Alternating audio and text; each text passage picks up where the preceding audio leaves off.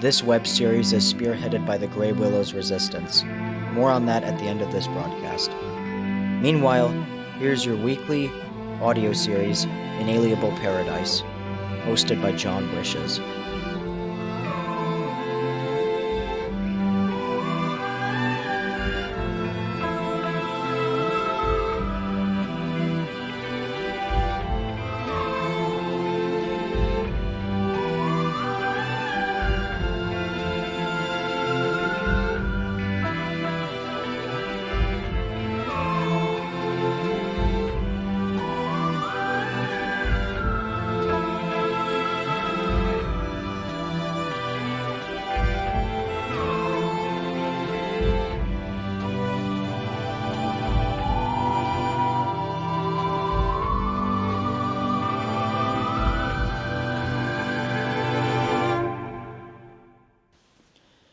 As most of you know, I have been playing music professionally since 2020, early 2020.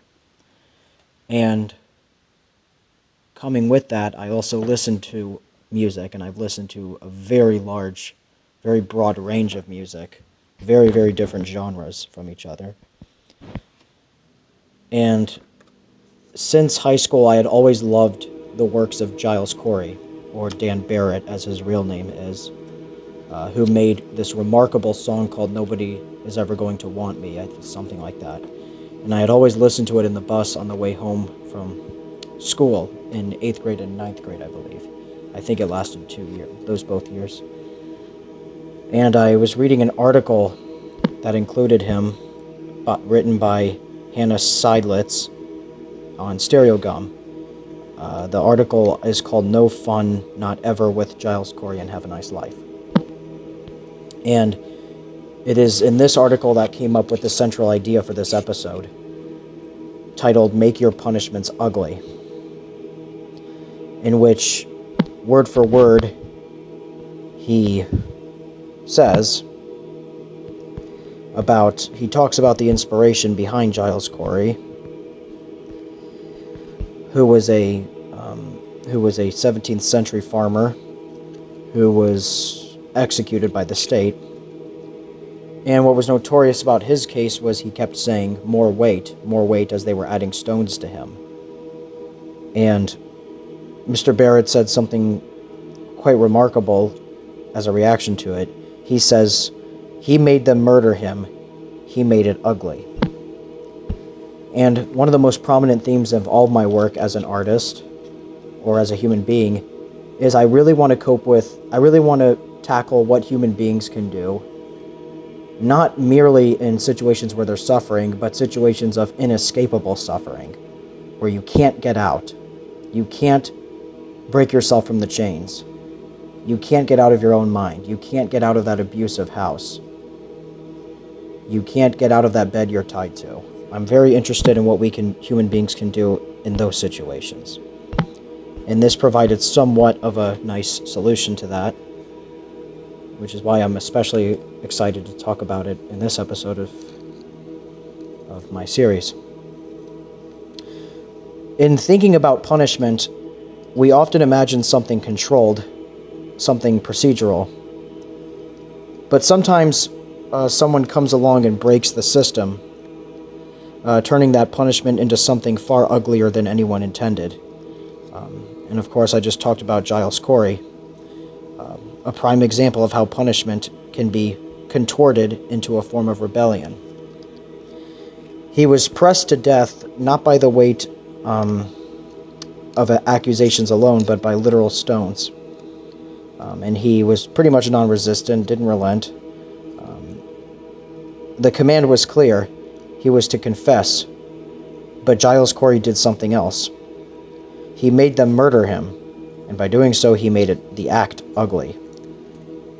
The nature of the punishment carried out was not neat nor orderly. It was gruesome. It was slow. It was haunting. His silence became louder than any plea, and in that ugliness, he reclaimed control, and even in his extreme situation of submission, actually prevailed over the state that was punishing him. It's easy to imagine punishments as clean breaks, a verdict, a sentence, a completion. But what happens when the one being punished refuses to fit into the framework of it? What happens when the system, expecting submission, is forced to confront resistance?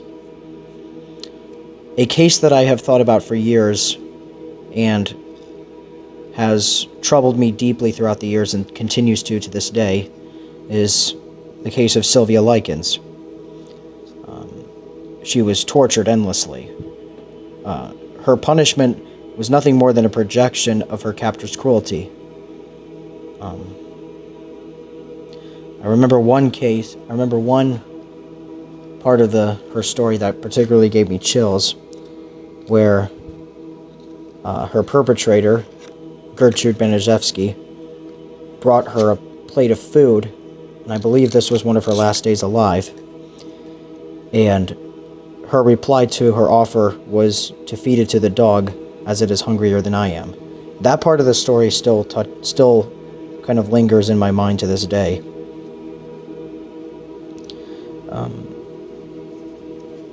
When we push people beyond the limits of what is human, they tend to transform. Giles Corey refused to play by the rules, and in doing so, he turned his punishment into a spectacle that would last far beyond his death.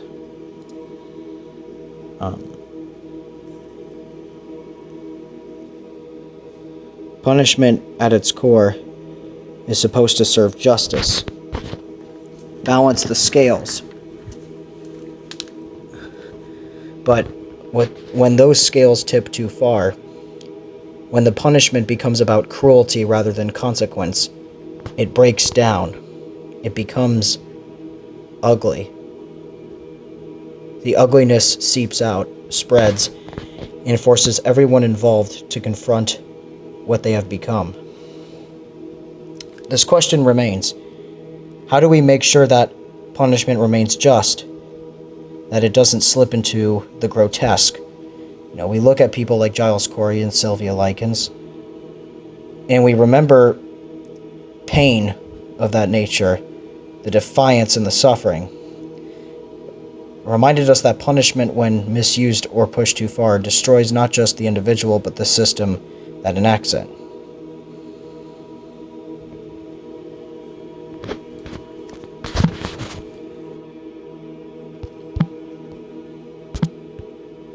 When someone tries to break you, to diminish you, sometimes there can be ways to take that power back, by making what they're doing even uglier, by refusing to give them the neatness they expect, to submit, but in an overly transparent manner.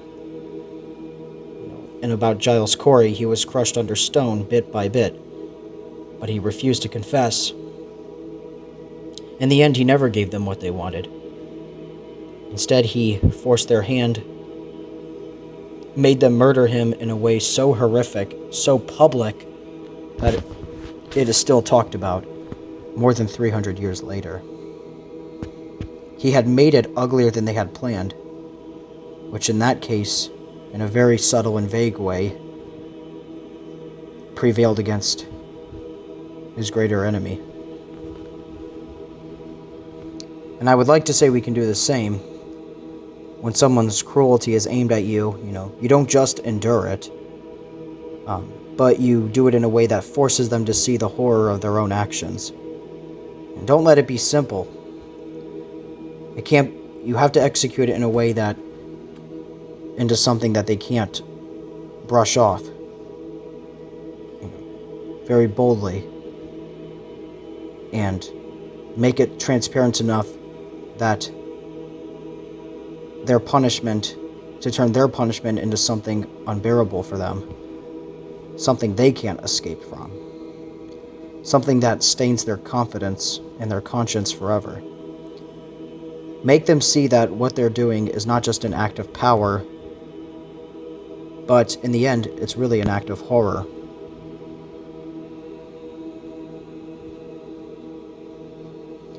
And there's a bit of a more posterity-related case with Sylvia Likens.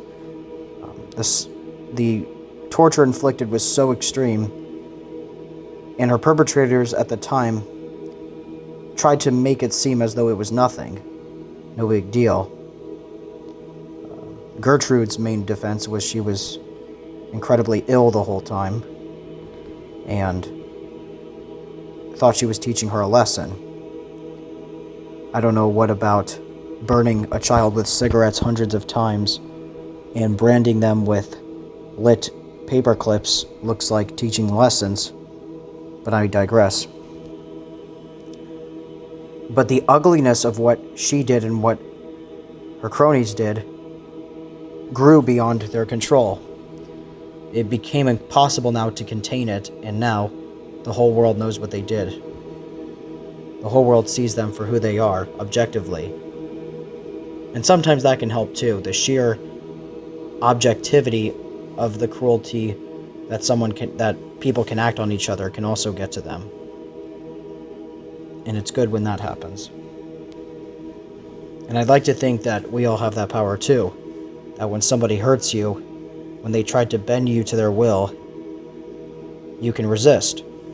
But the funny thing is, sometimes the ultimate resistance is non-resistance. You have to make it so that what they're doing becomes unbearable and horrifying to them. That they can't help but face their own monstrosity. And this is usually not done with fists or words, but in clear display, accompanied by silence, accompanied by blank faces, accompanied by little emotional reaction to whatever is inflicted upon you. And the greatest power sometimes is making sure that they can never forget what they've done. Especially when that non-forgetfulness is induced by their victims, who they wanted to hurt in the first place. You can turn their cruelty back on them. You can make it so ugly that it follows them and haunts them. Make it so they can't look at themselves in the mirror without seeing what they've done to you. Sometimes we can have that power. So when they try to break you, you can remember, you can make it one up and even ugly for them. You can make sure that the weight of what they're doing presses on them forever. Just like those stones pressed down on Giles Corey.